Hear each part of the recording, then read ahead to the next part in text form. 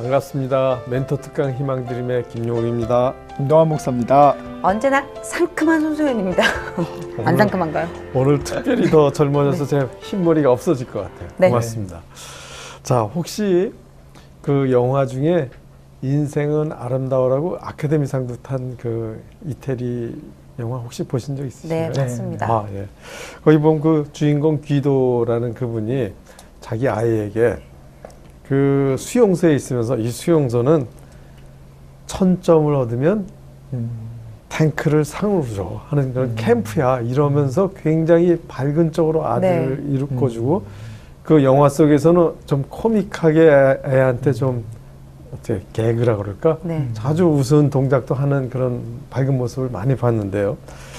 그 언젠가는 결국 해방된다 그러다 아이는 해방을 맛봤죠. 그 주인공은 거기서 돌아가셨지만 그래서 어떤 상황이라도 어떤 관점으로 바라보느냐에 따라서 많이 달라진다 하는 그런 걸 보게 되는 그런 영화였는데요. 목사님 어떻게 느끼셨어요? 정말 맞고요. 네. 제가 학생들을 이렇게 많이 지켜보면서 제일 안타까운 것이 보통 학생들 이제 학교 가면 현재 국영수 점수 몇 점, 그리고 자기가 가고 싶은 대학, 가고 싶은 학과, 근데 현재 점수로 안 될 것 같다. 그리고 아이들은 현재만 보고 난 이미 늦었어. 난 안 돼.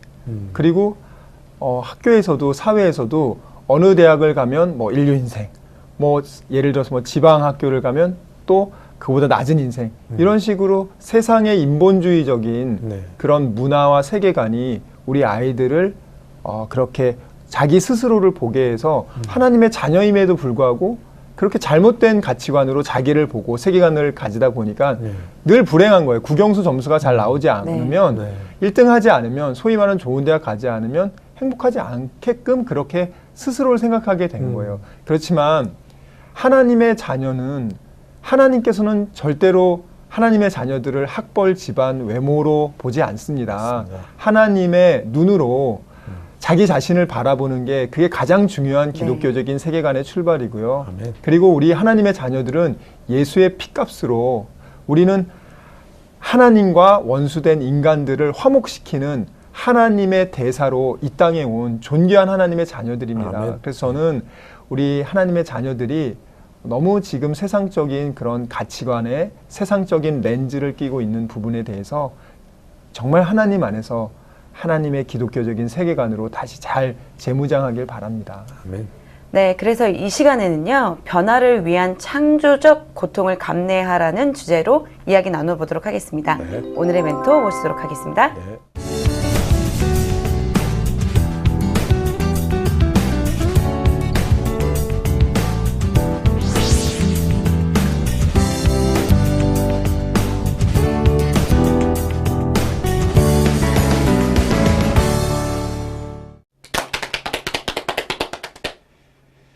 네, 안녕하세요. 노천상 목사입니다. 제가 청년 때 들었던 그런 얘기가 있습니다. 어떤 지도급 우리 목사님이셨는데요. 한국의 성도들은 생각은 불교식으로 하고 생활은 유교식으로 하고 또 믿는 것은 미신적으로 믿고 나가는 곳은 교회에 나간다라는 그런 말입니다. 참 이건 뼈아픈 얘기입니다. 우스운 얘기 같지만 사실 저도 그렇거든요. 그래서 우리가 이 시간이 지나면서 한국 교회가 급속도로 성장을 했고 세계에서 유례를 찾아볼 수 없을 만큼 좋은 그런 영향을 미치고 있음에도 불구하고 오히려 선교 초기보다 이 교회의 도덕적인 영향력, 사회에 대한 영향력은 오히려 떨어지고 있는 이런 상황입니다. 선교 초기에 우리 한국 교회에 또 기독교에 희망이 있다라고 하면서 많은 젊은 청년들이 교회로 이렇게 몰려왔던 적이 있습니다. 그러나 선교 130년이 지난 오늘날은 어떻습니까? 온라인뿐만 아니라 오프라인에서까지 이런 안티 기독교 운동이 조직적으로 벌어지고 있는 이런 상황이 되었습니다. 참으로 가슴 아프고 뼈아픈 그런 일이 아닐 수 없습니다.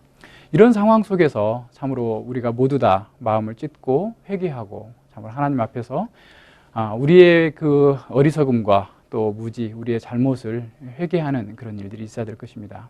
사실 그 가운데에서도 특별히 무엇보다도 왜 이런 문제가 발생했을까라고 하는 것에 대해서 좀 더 깊이 있는 분석을 해야 될 때가 됐습니다. 오늘날 많은 분들이 인정하듯이 우리 한국 교회의 문제는 사실 신학의 문제입니다. 다시 말하면 하나님을 알지 못한다라는 것이죠. 교회와 성도들의 문제는 사실 어제나 오늘이나 항상 하나님을 알지 못한다라는 것에 문제가 있었습니다.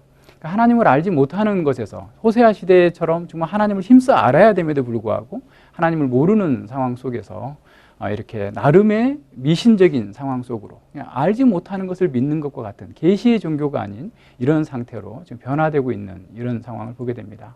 그래서 많은 사람들이 정말 하나님의 말씀을 따라서 주께서 원하시는 것을 하고자 하지만 주께서 뭘 원하시는지 우리 시대에 또 우리 각자에게 어떤 사명을 주셨는지 알지 못하는 이런 상황 속에 있는 것이죠. 그렇다면 이런 문제를 근본적으로 개혁하고 또 회복하려면 어떻게 해야 될까요? 사실은 그것은 이 교회의 본질과 관련된 거고 교회의 사명과 관련된 겁니다. 교회의 사명은 1차적으로는 하나님을 섬기는 것으로 예배하는 것이고 2차적으로는 우리 교회의 성도들을 양육하는 것입니다. 그러니까 성도들이 하나님의 사람답게 온전케 되어지도록 양육하는 것이 교회의 두 번째 사명이고 세 번째는 불신 세상을 향하여서 복음을 전함으로써 선교적 사명을 감당하는 것이죠. 그런데 이러한 선교적 사명 또 이 양육하는 것 또 하나님을 예배하는 것이 그 모든 것의 기초에 기독교 세계관, 다시 말하면 예수님이 가졌던 사고와 세계관을 가져야 된다는 겁니다. 그래야만 온전하고 바르게 이루어질 수 있는데 이 세계관을 갖지 못하다 보니까 사람들이 열심히 있고 나름대로 하려고는 하지만 결과적으로는 늘 이렇게 되지 않는 이런 상황들을 우리는 봐왔습니다. 그래서 우리는 모든 그 삶 속에서 성도들을 가르치고 또 우리가 배움을 받는 그 모든 것 속에서 성경에 흐르고 있는 관통 주제, 다시 말하면 예수님이 가지셨던 하나님에 대한 이해, 예수님이 가지셨던 세상에 대한 이해, 예수님이 가지셨던 그 형제와 교회에 대한 이해들을 우리가 함께 공유하지 않으면 그러한 교회적 본질과 사명을 온전하게 구현해낼 수 없다라는 것입니다. 그렇다면 어떻게 이 기독교 세계관을 형성할 수 있고 또 세울 수 있을까요? 간혹 이제 저한테 가끔 전화 오시는 목사님들이나 성도님들이 계시는데요. 그분들은 한 1년 내에 또는 어떤 단기간에 어떤 프로그램을 돌려가지고 기독교 세계관을 정립된 그런 성도들을 만들어줄 수 없느냐라고 이렇게 요구를 하게 됩니다. 그랬을 때 저는 그게 안 됩니다라고 얘기합니다. 왜냐하면 기독교 세계관은 그냥 있는 곳에서 바로 세워지는 게 아니에요. 왜냐하면 우리는 모든 사람은 사실 다 세계관을 갖고 태어났습니다. 이미 우리가 가지고 있는 세계관은 인본주의적 세계관을 가지고 있고 세상 추구적 세계관을 가지고 있어요. 다시 말하면 헌 집에다가 새 집을 지을 수 없는 거죠. 그래서 헌 집을 헐고 새 집을 지어 나가야 되는데 이 헌 집을 그냥 놔둔 채로 어떤 단기간의 프로그램만을 돌려가지고 이 집이 헐어지지 않는다라는 것이죠. 그래서 이 집을 허는 것, 이 작업이 굉장히 쉽지 않습니다. 다시 말하면 그것은 자기를 부정해내는 것이거든요. 하나님의 말씀 앞에서 우리가 가지고 있었던 잘못된 생각들, 잘못된 세계관들, 잘못된 추구들을 말씀으로 부셔뜨리고 거기에 예수님께서 가지셨던 세계관, 예수님께서 가지셨던 바로 그 세계관을 정립해 나가는 것은 쉽지 않은 기간이 걸립니다.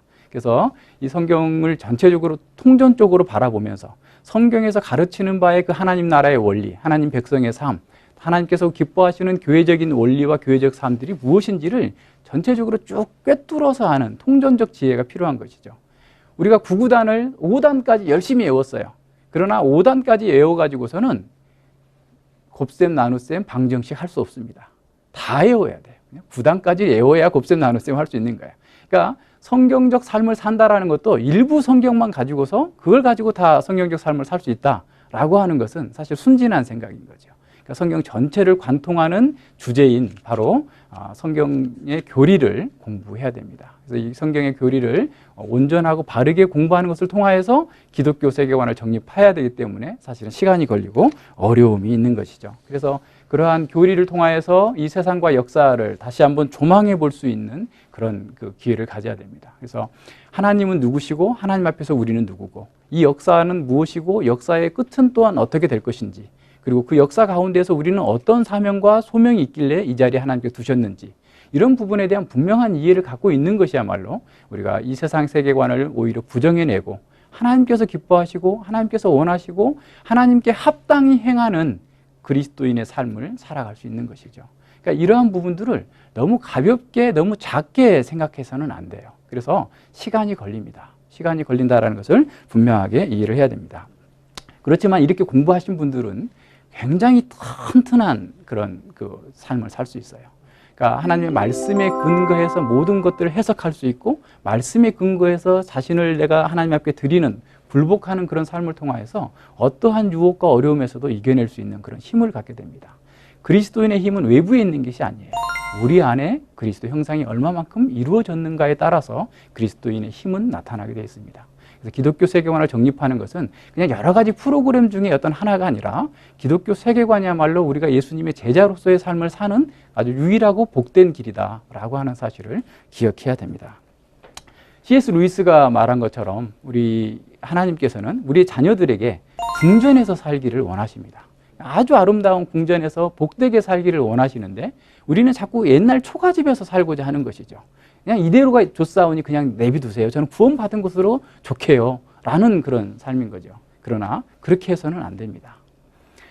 우리가 그렇게 하는 것은 우리의 정체성, 우리가 하나님의 자녀라고 하는 이 빛으로 돌아온 하나님의 백성이라고 하는 놀라운 정체성을 부인하는 것이고 하나님의 부요하심을 어떻게 보면 먹칠하는 거예요. 하나님이 영원하시고 부유하신 그런 하나님이신데 그 하나님의 자녀가 오두막집에서 썩어져가는 집에서 사는 거야말로 정말 말이 안 되는 것이죠. 그래서 우리는 이 과거의 세계관, 옛 세계관, 세상 추구적 세계관을 허물어내고 그리스도의 집으로 그리스도의 기독교 세계관으로 바뀌는 이 궁전으로 나와야 됩니다. 궁전으로 나올 때 우리야말로 진정한 행복과 기쁨과 자유를 누릴 수 있게 돼요. 그런데 그 과정이 어렵고 힘들다라는 겁니다. 그러니까 옛집을 헐어야 되기 때문에 어렵고 또 새로운 집을 세우는 기둥을 세우고 기초를 닦고 각각의 그 문들을 만들어내는 것 자체가 쉬운 작업은 아니다라는 거예요. 그러나 그렇게 할 때 우리에게 정말 복된 그런 궁전에서 삶이 하나님의 자녀로서 하나님과 교제하고 하나님의 영광을 바라보면서 즐거워하는 그런 삶을 살 수 있다라는 것입니다. 그래서 기독교 세계관을 정립하는 데 있어서는 지름길이 없다라는 사실을 기억해야 됩니다. 빠른 시간 내에 단기적으로 그 문제를 풀어낼 수 없어요. 하나님은 우리는 조급하기 때문에 사실은 우리가 원하는 것을 단시간에 빨리 끝내서 뭔가를 막 하기를 원하지만 하나님께서는 우리의 그런 마음을 아시지만 우리에게 하나님 자신을 맞추시지 않습니다. 하나님의 뜻을 또는 하나님의 그 진리를 또는 줄여서 이만큼만 알아도 된다라고 말씀하시지 않아요. 하나님의 뜻을 온전히 우리가 깨달아 나가는 그 과정 자체는 굉장히 어렵지만 그것 속에서 튼튼하게 세워지는 그런 일들이 우리에게 필요하다라는 겁니다. 따라서 우리가 하나님 앞에서 하나님께서 원하시는 삶, 하나님께서 기뻐하시는 삶, 하나님과 동행하는 삶을 살려면 하나님께 대하여 시간을 바쳐야 됩니다. 하나님께 대하여서 우리의 열정을 바쳐야 돼요. 성경을 공부하고 하나님의 말씀을 교리를 공부하고 기도하는데 열정과 시간을 바치지 않는 사람이 위대한 성도로서 산 경우는 한 번도 없습니다. 우리는 우리가 그렇게 하지 못하기 때문에 안 된다라고 할 것이 아니라 지금부터 우리는 해야 됩니다. 하나님의 말씀을 차근차근 체계적으로 교리를 공부하는 것을 통해서 하나님께서 원하시는 그 일을 할 수 있습니다. 만약에 여러분들 속에 기독교 세계관이 정립되어 있다고 한다면 어떠한 상황에서 두려워하지 않습니다. 하나님께서 역사를 주관하고 계시고 섭리하고 계시기 때문에 어떠한 일이 벌어져도 놀라지 않습니다. 요셉이 바로 그런 대표적인 예예요. 그는 죽음을 앞에 뒀었고 또 노예로 팔려갔었죠. 감옥에 갔었죠. 시편에 보면 그는 쇠사슬에 묶여서 있었다고 그랬어요. 그럼에도 불구하고 그는 기독교 세계관을 가진 거예요. 그래서 그 속에서 하나님의 영광을 나타내고 하나님의 때가 이루어지기를 기다린 거예요. 기독교 세계관을 가진 사람은 언제나 행복합니다. 항상 기뻐하고 감사할 수 있어요. 외부의 무슨 환경이 바뀌어서가 좋아하는 것이 아니라 내 안에 그리스도 때문에 기뻐하고 내가 말씀과 동행하기 때문에 기뻐하는 거예요. 다니엘의 세 친구가 불 속으로 왜 어렵게 들어갔을까요? 전혀 그렇지 않습니다. 그들은 기쁨으로 내가 죽으면 죽으리라. 내가 우상을 숭배할 수 없다. 하나님과 함께하는 것이 죽더라도 나에게 유익한 거다라고 하면서 기쁨으로 들어간 거예요. 사도 바울이 모든 사역을 하는 가운데에서 그렇게 엄청난 고난을 당했지만 그를 지배하는 것은 기쁨이었습니다. 기독교 세계관을 가진 사람은 항상 기뻐할 수 있고 감사할 수 있고 능력 있는 삶을 살 수 있습니다. 기독교 세계관을 가졌기 때문에 그 사람은 세상의 유혹에 대해서 흔들리지 않습니다. 어떠한 어려움이 있어도 그는 그리스도답게 그리스도의 작은 그리스도로서 하나님의 말씀을 구현하면서 하나님의 영광을 위해서 이웃의 복지를 위해서 교회의 온전한 사명을 회복하기 위해서 열심히 일하고 행동하는 그런 사람이 될 것입니다. 그 사람이 가는 곳 바로 그곳에서 하나님의 자유와 평강과 안식의 복음이 증거되어지는 거예요. 그 사람이 있는 곳으로 인해서 그의 가정과 그의 회사와 그의 삶 모든 영역 속에서 하나님의 주권과 하나님의 나라가 이루어지는 거예요. 그렇게 아름답고 복된 삶을 살게 해주는 것, 기독교 세계관을 정립하는 것은 이것은 선택이 아니라 필수입니다. 여러분 모두에게 힘들고 어렵지만 정말 하나님의 말씀을 체계적으로, 교리를 체계적으로 공부하는 것을 통하여서 하나님께서 기뻐하시는 세계관, 예수님을 닮은 세계관을 가지고 이 세상을 이기고 하나님의 영광을 드러내시기를 주님의 이름으로 축원합니다. 네, 감사합니다.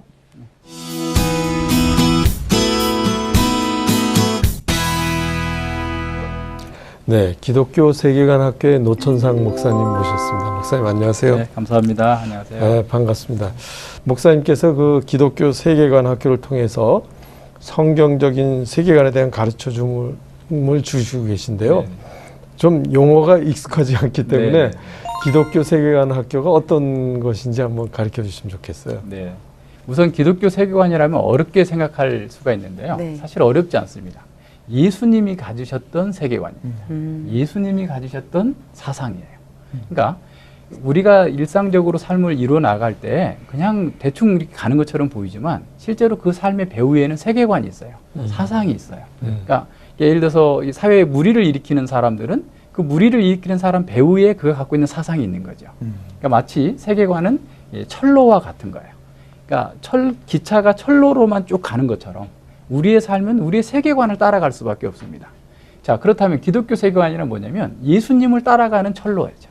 그러니까 예수님께서 가셨던 방식, 생각하셨던 방식, 또 그 삶에 대한 어떤 관점, 이해, 세계를 보는 방식, 이것들이 사실은 기독교 세계관이다. 그래서 중생자의 세계관이라고도 표현할 수 있고요. 그래서 예수님을 따라가는 제자의 세계관이 사실은 기독교 세계관이라고 할 수 있죠. 네. 교회의 사실은 목회를 통하여서 사실은 그 기독교 세계관이 우리 성도들 각자의 삶을 형성해 나갈 수 있도록 해야 되겠다라고 해서 이제 철학적인 이론적인 접근보다는 오히려 하나님의 말씀을 그냥 쉽게 접근하고, 그래서 이제 하나님의 말씀을 통해서 그 말씀의 원리를 내가 받아들임으로써 이런 세계관을 형성할 수 있도록 하는 그런 학교고요. 그동안에 우리는 이제 목회자 과정, 그리고 일반 성도들 청소년 과정 이렇게 해서 진행해 왔고요. 또 동영상 강좌를 통해서 이제 해외에 있는 선교사님들, 또 지방에 있는 성도님들이 거기에 이제 많이 접속해서 공부하시는 것을 통해서 정말 그 우리의 그 작은 헌신이지만 또 적지 않은 사람들이 자유를 누리고 기쁨을 누리는 그런 과정을 지금 진행해 오고 있습니다. 와, 네. 목사님, 성경적 지식이 많다고 해서 이 기독교 세계관이 저절로 정립되는 건 아닐 텐데요. 기독교 세계관을 구축하기 위해서 성경을 읽는 특별한 혹시 전략이나 이 방법이 있을까요? 네네, 맞습니다. 그러니까 성경을 많이 안다고 그래가지고 성경적 세계관을 형성할 수 있는 건 아니에요. 구슬이 서말이라도 꿰야 보배다라는 말이 있고, 자동차 부품을 다 모아놨다고 그래가지고 자동차로 굴러갈 수 있는 건 아니잖아요. 그것처럼 자동차의 부품이 적재적소에 그 필요한 데에 이렇게 움직여야만이 그게 이제 제대로 된 작동을 할 수 있는 것처럼 성경에 있는 지식들도 이렇게 돌아가야 됩니다. 그래서 그 교리적인 체계를 가지고서 하나님은 누구시고 인간은 누구고 또 이 세상은 어떤 것인가에 대한 온전한 어떤 진리의 체계를 가져야 되는 것이죠. 그래서 우리의 사고가 늘 그런 어떤 조직적인 체계로 돼 있어야만 우리가 실제 삶 가운데에서 작동하도록 돼 있기 때문에 그런 과정들이 꼭 필요한 것이죠. 그래서 그러한 그 말씀을 체계적으로 처음부터 끝까지, 그래서 그 말씀에서 나오는 통합적인 진리들 체계를 우리가 가져나가는 것, 그걸 세워나가는 것, 그것이 앞서 우리 원장님 말씀하신 것처럼 어떤 평생의 작업일 수도 있지만 그런 것들이 속히 되면 될수록 온전하게 그리스도인의 삶을 살아갈 수 있는 그런 과정으로 나아갈 수 있죠. 과연 우리가 일상의 삶 속에서 그 세상 문화의 세계관이 더 익숙하고 우리 믿음의 학생들조차도 맞습니다. 우리 생물 시간에 진화론을 마치 팩트인 것처럼 그렇게 배우는 이 세계관 속에서 우리 청소년들이 어떤 식으로 그 세계관을 잘 지켜야 할까요? 우선 이제 그런 그 세계관을 정립하기 위한 가장 기본적인 단계가 있는데요. 앞서 말씀하신 것처럼 창세기가 모든 것의 기본입니다. 사실은 인간의 기본, 사회의 기본, 역사의 시작, 언약의 시작, 죄의 시작, 모든 그 타락의 시작이 다 창세기에서 시작되고 있거든요. 그렇다면 이 창세기에 있는 중심적이고 핵심적인 것들을 잘 찾아가야 돼요. 사실은 세계관을 청소년들이 갖기를 원한다고 그래서 세계관 강의에서 세계관이 형성되는 게 아니라 사실은 세계관을 이루고 있는 가장 중심적인 뼈대들이 토대가 있어요. 그죠? 인간이란 무언가, 또 인간이 함께 살고 있는 이 사회 공동체는 무엇인가, 그리고 사람들이 과거로부터 현재 미래까지 살아가게 될 그 역사는 도대체 무엇인가에 대한 종합적이고 통합적인 토대가 있어야 거기에서 내가 지금 이 세상의 물결과 문화에 대해서 일단 이해를 할 수가 있어요. 왜 저 사람들은 저렇게 살 수밖에 없고 우리는 또 왜 다르게 살아야 되는가에 대한 것이 사실은 창세기에 다 나와 있습니다. 창세기 1장부터 12장까지에는 인간이 왜 존재했고 또 어떤 목적으로 존재하고 있고 어떻게 살아야 되는 건가, 그리고 이 인간들이 무리지어 살고 있는 타락한 사회는 어떻고 가인 계통의 사람들은 어떻게 살아왔고 하나님의 택하신 백성인 셋 계통의 사람들은 어떻게 살아왔는지, 노아는 왜 어떻게 그 상황 속에서 믿음을 잃지 않고 구원을 얻을 수 있었는지, 이 역사란 또한 바벨탑 사건을 통해서 역사가 어떻게 흘러갈 것인지에 대해서 종합적으로 보여주고 있어요. 그래서 창세기 1장과 2장은 사실 요한계시록 21장과 22장과 대응되고 있어요. 네. 에덴에서 하나님의 통치가 이루어지고 있는 그 상황을 함께 보여주고 있는 거죠. 그래서 창세기가 우리의 모든 세계관을 여는 데 기본이라고 볼 수 있죠. 그래서 청소년들이나 또 우리 일반 성도들에게도 창세기의 그 원시 역사, 창세기 1장부터 11장, 그리고 언약사인 12장을 공부하는 것을 통해서 세계관을 구체적이고 온전하게 정립해 나갈 수 있는 기초를 쌓는 것이죠. 예, 성경에서는 우리 사람을 네. 하나님의 형상을 닮은 존재라고 이렇게 기록해 주셨는데요. 네네. 하나님의 형상을 닮았다는 게 뭐 외양, 내면, 네네. 혹은 어디 한 부분만 네네. 이야기하는 건 아닐 텐데요. 네네. 하나님의 형상을 네. 어떻게 설명해야 될까요? 네. 하나님의 형상이라고 할 때, 이제 앞서 조금 더 설명을 하자면요. 우리가 이제 성도들에게 만나서 인간이 뭡니까? 이렇게 어린아이, 청소년들에게도 인간이 뭐냐? 이렇게 물어보면, 뭐 사회적 존재죠. 이게 생각하는 동물이죠. 네. 등등의 이런 그 세상 학교에서 배운 그 네. 내용을 가지고 인간에 대해서 얘기합니다.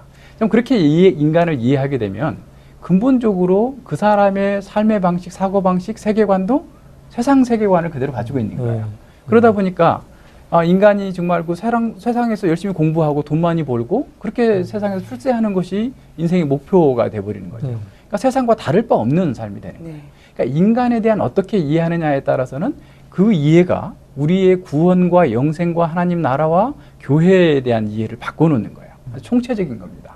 그러니까 구원에 대한 이해도 사실 인간이 어떤 상태였고 원상의 인간은 이런 상태였고 지금 범죄한 인간은 이렇기 때문에 구원받아야 된다라는 내용들이 나와야 되는데 사실은 그런 문제가 봉착되어 있는 거예요. 그래서 이제 간혹가다 이제 하나님 형상입니다라고 대답하시는 분들이 있어요. 그러면 하나님 형상이 뭡니까? 라고 물어보면 그분들은 글쎄요 머리 끄적끄적 이렇게 나오는 거죠. 근데 정말 하나님의 형상이라고 하는 것은 아주 중요합니다. 그러니까 일단은 그 모세가 창세기를 기록했을 때 그 배경을 한번 살펴보면요. 당시에 이 그 어떤 왕이나 신이 지배하는 지역에는 많은 형상들을 세워놨어요. 그건 무슨 얘기냐면 이것은 이 왕의 땅이다. 이 신이 지배하고 있는 땅이다라고 하는 그런 지역신 개념이 있었던 거죠. 자, 그렇다면 그런 상황 속에서 하나님께서 그 아담과 하와를 창조하실 때 이는 하나님의 형상이다라고 했다는 것은 뭐를 얘기하냐면 하나님께서 다스리는 땅이다라는 거예요.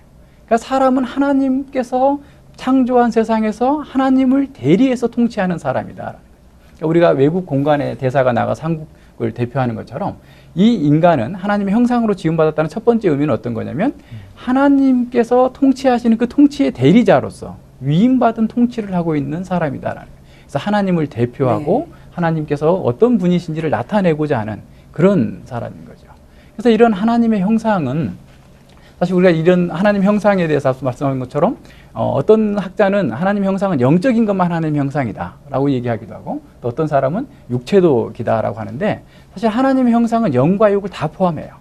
그러면 우리는 사실 지금 타락한 이후에 존재하고 있기 때문에 원상의 인간이 가졌던 하나님의 형상을 온전하게 이해하기는 어려워요. 그러면 어떻게 이해할 수 있느냐면 예수님이 바로 하나님의 형상이다라고 신약에서 말씀해주고 있어요. 고린도후서 4장 4절에 히브리서 1장 3절, 골로새서에도 계속 이렇게 예수님이 하나님의 형상이에요. 그러면 예수님께서 외모가 하나님의 형상이 아니라 예수님께서 어떠한 삶을 사신 것을 통해서 하나님의 형상의 기능적인 측면을 알 수가 있는 것이죠. 그럼 예수님은 늘 하나님만을 예배하고 하나님만을 사랑하는 삶을 살았어요. 자기가 죽기까지 하나님을 사랑하신 그것이 바로 첫 번째로 하나님 형상으로서의 기능입니다. 두 번째는 예수님은 이웃을 사랑했어요. 철저하게 자기 목숨까지 내놓으면서 이웃을 사랑한 거예요. 근데 그 이웃도 원수된 이웃을 사랑한 그런 네. 이웃을 대한 사랑이고요. 세 번째는 예수님은 자연 만물을 다스렸어요. 이것이 이제 예수님의 구속적 기적이기도 합니다만 바다를 잔잔하게 하고 등등의 많은 기적들을 행하신 것 또한 사실 하나님의 형상으로서의 통치, 다스림을 보여주고 있어요. 네. 그러니까 창세기 1장 26절과 28절에서 너희가 이 땅을 다스리라 라고 했을 때 그 다스림이 예수님 안에서 온전히 구현되고 있는 것을 볼 수가 있는 것이죠. 네. 자, 그렇다면 우리가 하나님의 형상이라고 했을 때 하나님의 형상의 그 1차적인 부분은 하나님을 사랑하는 거예요. 하나님을 예배하는 겁니다. 그리고 우리가 다른 형제를 사랑하고 이웃을 사랑하는 거예요. 그리고 만물을 다스린다라고 할 때 아직 우리가 구원의 완성에 이르지 않았기 때문에 우리가 온 세상을 다스릴 수는 없지만 우리 자신을 다스릴 수가 있어요. 절제할 수 있는 능력이 생깁니다. 네. 그래서 온전하게 하나님의 형상을 우리가 예수님을 믿었다라고 하는 것은 결국 뭐냐면 하나님의 형상을 회복하는 것을 얘기하는 거예요. 예수님처럼 사는 겁니다. 하나님을 사랑하는 거예요. 그 무엇보다도 하나님을 사랑하는 거예요. 그리고 내 이웃을 내 몸처럼 사랑하는 것. 그리고 우리 만물, 나에게 주어진 모든 자원들을 청지기로서 하나님께서 기뻐하시는 대로 하나님께서 원하시는 대로 하나님께서 맡기신 그 목적을 따라서 사는 것.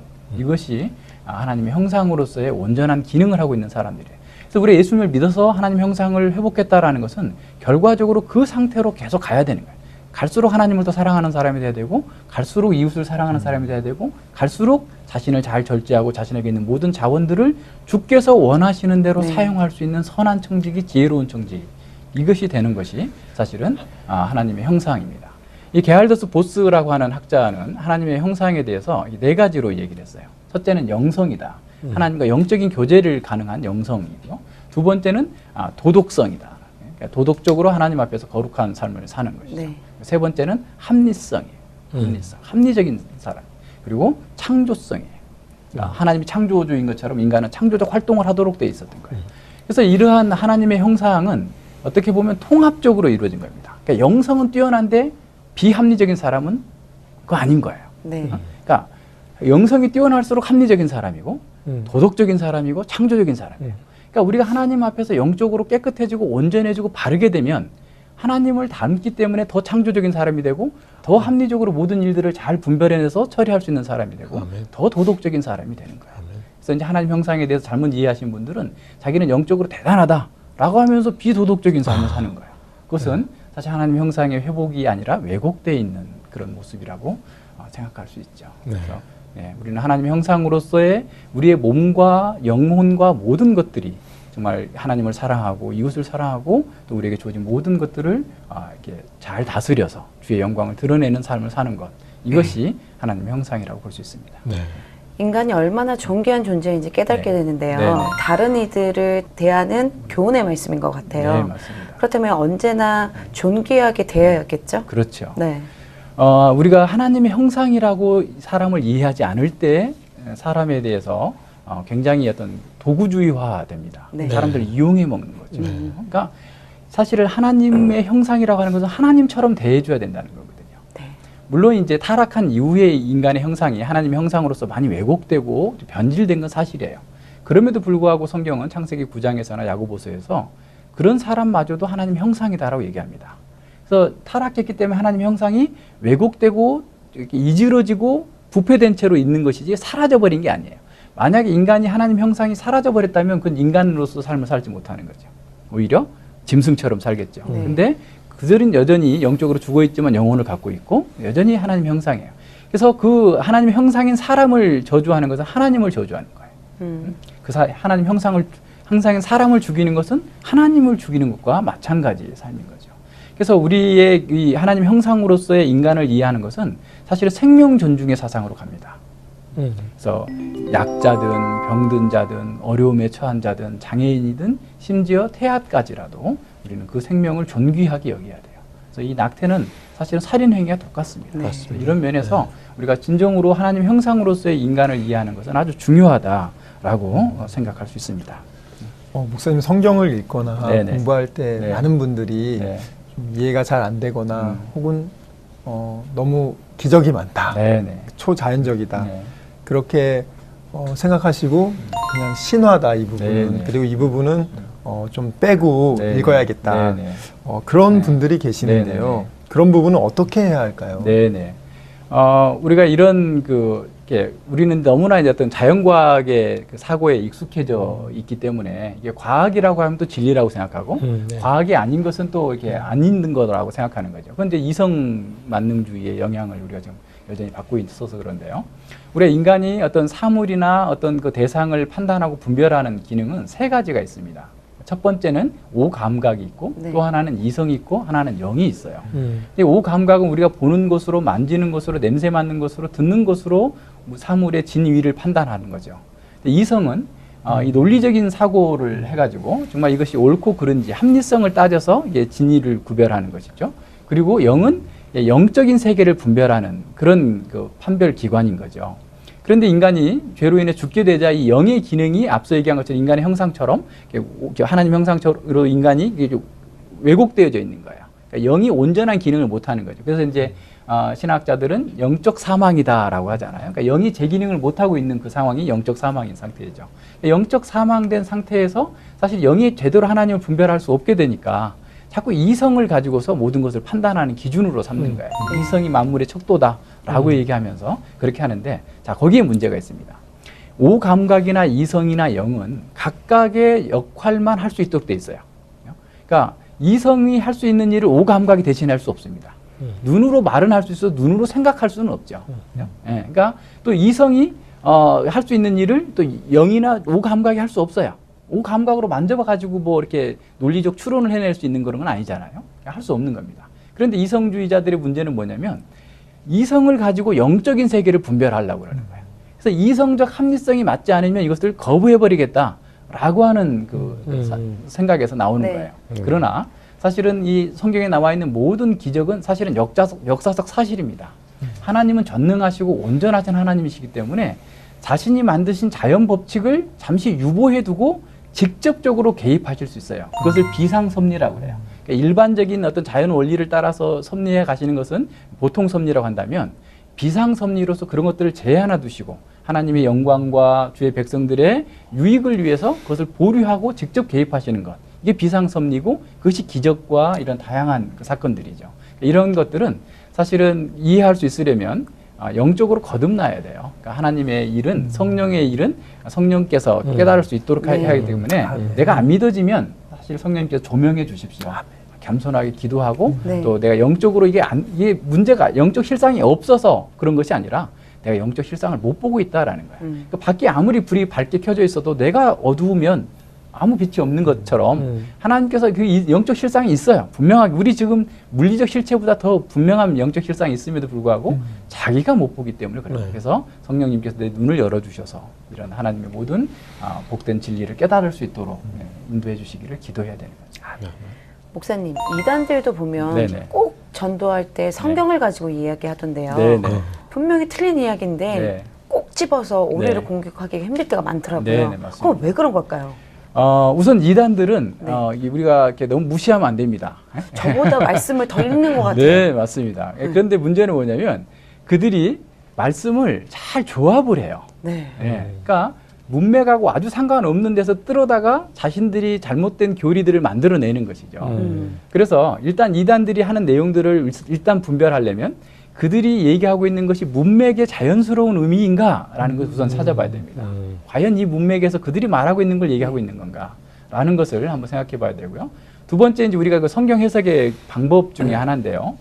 우리가 이게 성경은 언어로 기록되어 있잖아요. 네. 인간이 사용하고 있는 언어를 통해서 기록되어 있는데 이 언어는 사실은 이게 과학의 언어, 쉽게 말하면 기술적인 언어와 문학의 언어로 크게 둘로 나눌 수가 있어요. 근데 이 과학의 언어는 어떤 사실을 정확하게 보여줍니다. 제가 이 스튜디오에 10시 9분에 도착했다. 정확성을 얘기하고 있는 거죠. 그런데 이것은 이제 과학의 언어로서 정확성을 나타내지만 풍부하게는 드러내주지 못해요. 문학의 언어는 정확성은 떨어진 반면에 아주 풍부하게 전달해 줄 수 있어요. 그러니까 예를 들어서 우리 손소연 자매님이 달처럼 예쁘다. 그러면 이게 정말 예쁘구나. 그렇지만 얼마나 예쁜지 알 수 없는 거예요. 네. 풍부하게 전달해 주는 거예요. 그러니까 이런 우리가 사용하는 언어는 일상적인 언어는 뭐 잘 이해를 합니다. 근데 이상하게도 사람들은 성경에 나와 있는 언어를 구별하지 않아요.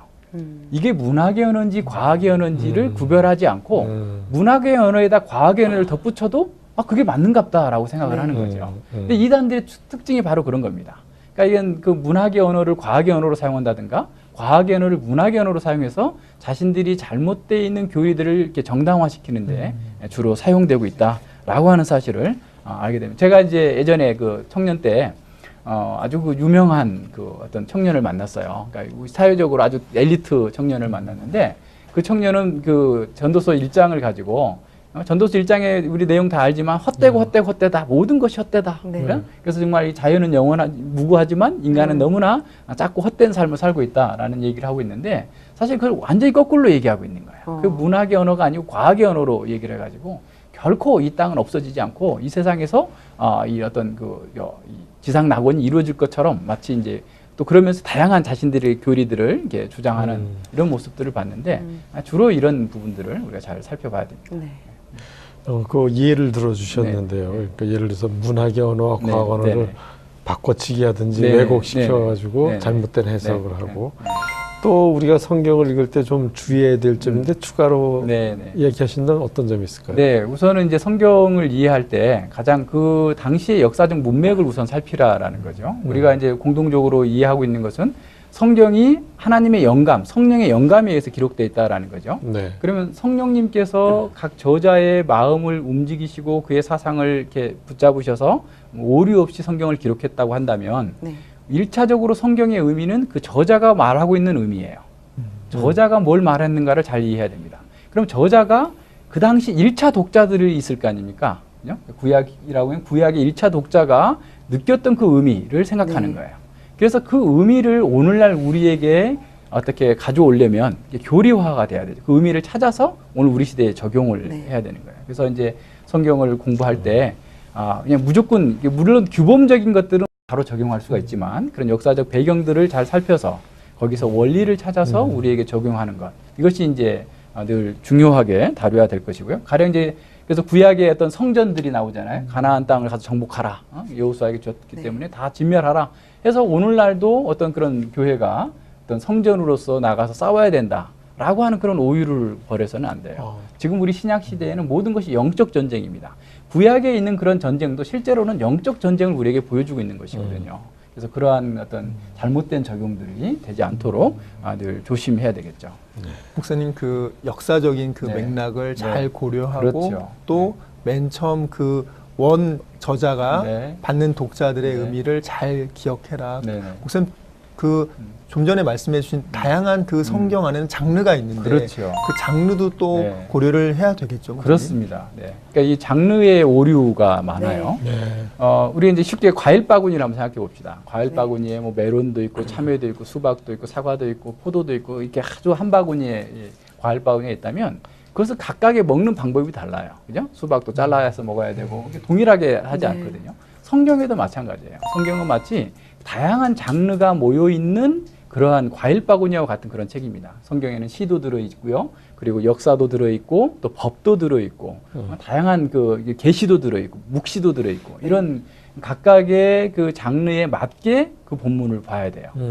가령 이제 그 19세기 말에 우주 전쟁이라고 하는 그 소설이 나와 있는데 그것을 이제 1938년에 미국에서 그 아주 히트된 당시로서는 소설이었습니다. 그래서 어떤 방송국에서 그것을 어떤 드라마로 만든 거예요. 드라마로, 라디오 드라마로 만들었는데 사람들은 그것을 막 듣고 갑자기 놀래가지고 하룻밤을 이렇게 벌벌벌 떨면서 지낸 적이 있어요. 왜냐하면 그 내용은 다 맞게 들은 거예요. 들었는데, 그러니까 내용에 대한 오류는 없었죠. 근데 그것을 뉴스로 알아들은 거예요. 공상과학 소설이 아주 리얼하게 방송이 되면서 드라마로 보면서 뉴스인 줄 알고 사람들이 하룻밤 동안 고생했다라는 그 말이 있는데 마치 그런 겁니다. 그러니까 성경에서 시를 법으로 해석한다든가 법을 또 시처럼 해석하게 되면 그와 같은 오류를 범할 수 있죠. 목사님께서 성경의 핵심 교리를 통해서 기독교 세계관에 대한 가르침을 주시고 계신 것처럼 목사님의 삶 속에서도 그러한 성경적 가치관을 가질 수 있도록 지금까지 또 영향을 주신 멘토분이 계실 거라고 생각하는데요. 어떤 분이 계신가요? 네, 뭐 저에게 참 감사한 것은 참 좋은 멘토들이 많이 계셨고 지금도 계시다라는 겁니다. 근데 그 중에 그 두 분만 말씀드리자면, 저는 로이드 존스 목사님을 아주 이렇게 만났는데요.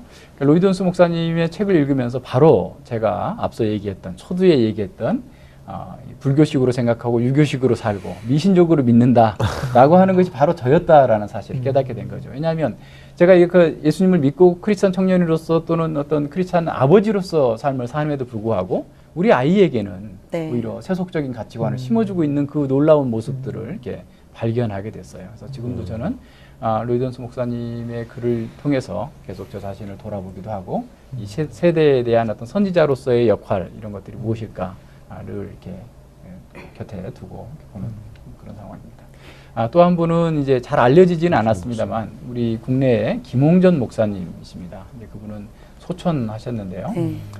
그분이야말로 참 그 60년대 이후에 참 우리가 성경을 잘 몰랐을 때 성경을 열심히 강해하시고 또 그 책들이 이제 출판됨으로써 오늘 우리 시대의 교회의 어떤 영적 목마름을 채워주고 있는 그런 영양소를 공급해주고 있는 그런 좋은 분이다라고 생각을 해서 저는 그분의 영향을 또 많이 받고 있고 또 존경하고 멘토로 삼고 있습니다. 그 밖에도 저를 이렇게 이 자리까지 또 이렇게 성장하게 해주신 많은 신학교의 교수님들, 또 주변의 동료 목회자들, 선배들을 저는 감독자로 삼고 그 선배들께서 저를 감독해 주셔야 됩니다.